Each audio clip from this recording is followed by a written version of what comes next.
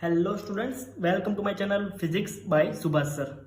Moving charges and magnetism के इस lecture में हम पढ़ेंगे the magnetic dipole moment of a revolving electron.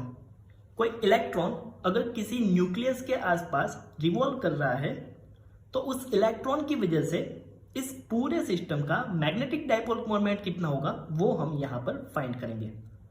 Let's suppose कोई न्यूक्लियस जिसका चार्ज है Ze उसके आसपास r रेडियस की ऑर्बिट में रिवॉल्व कर रहा है। अब ये इलेक्ट्रॉन यहाँ पे रिवॉल्व करेगा, मतलब वो मोशन कर रहा है, और इलेक्ट्रॉन चार्ज जब मोशन करता है तो उसकी वजह से करंट जनरेट होगा। तो इस इलेक्ट्रॉन की वजह से कितना करंट जनरेट होगा, तो उसका फॉर्मूला हम लिख सकते हैं current I equal to charge E divide by time period T, जहां पर T time taken to complete one revolution है।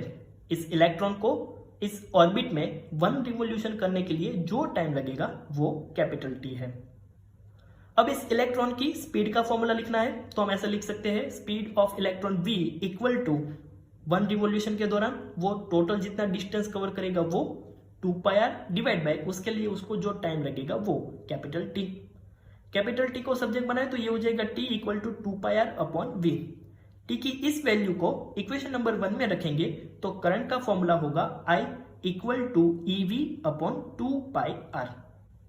मैग्नेटिक मोमेंट को म्यू एल से डिनोट किया जाता है एंड फॉर सर्कुलेटिंग करंट उसका फॉर्मूला होता है mu l equal to I into a area of orbit है।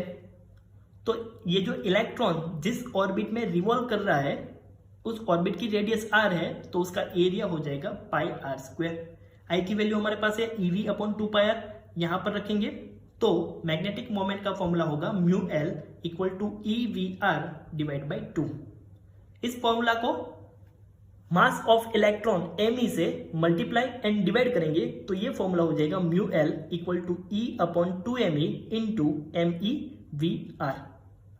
MEVR को हम लिख सकते हैं एंगुलर मोमेंटम, यहां पर इलेक्ट्रॉन के लिए है इसलिए ये हो जाएगा angular momentum of orbital electron, जिसको हम L से डिनोट कर सकते हैं। तो मैग्नेटिक मोमेंट का फॉर्मूला हो जाएगा mu l equal to EL upon 2me। अगर मैग्नेटिक मोमेंट को इन वेक्टर फॉर्म लिखना है तो ऐसे लिख सकते हैं mu l vector equal to minus EL vector divide by 2me। यहां पर नेगेटिव साइन ये इंडिकेट कर रहा है कि इस रिवॉल्विंग इलेक्ट्रॉन के लिए angular momentum and magnetic moment की डायरेक्शन एक दूसरे से ऑपोजिट होंगी। यहां पर हमने जो ये इक्वेशन लिया हुआ है उसमें अगर L को इक्वल टू के सामने जाने दे तो ये हो जाएगा mu l upon l equal to E upon 2me।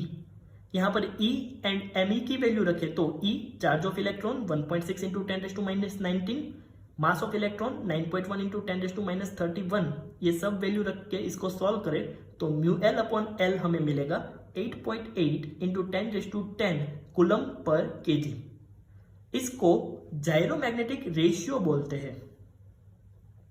Bohr की हाइपोथेसिस के मुताबिक कोई भी इलेक्ट्रॉन ऐसी ही ऑर्बिट में रिवॉल्व कर सकता है कि जहां पर उसका एंगुलर मोमेंटम h अपॉन 2π के मल्टीपल इंटीजर में हो। दैट मीन्स जहां पर किसी इलेक्ट्रॉन के लिए angular momentum L equal to NH upon 2π, जहां पे n की वैल्यू है 1 2 3 अप टू इन्फिनिट तक, ऐसी ही ऑर्बिट में इलेक्ट्रॉन रिवॉल्व कर सकता है। इस फॉर्मूला में h प्लैंक कांस्टेंट है जिसकी वैल्यू है 6.625 इंटू 10⁻34 जूल सेकेंड।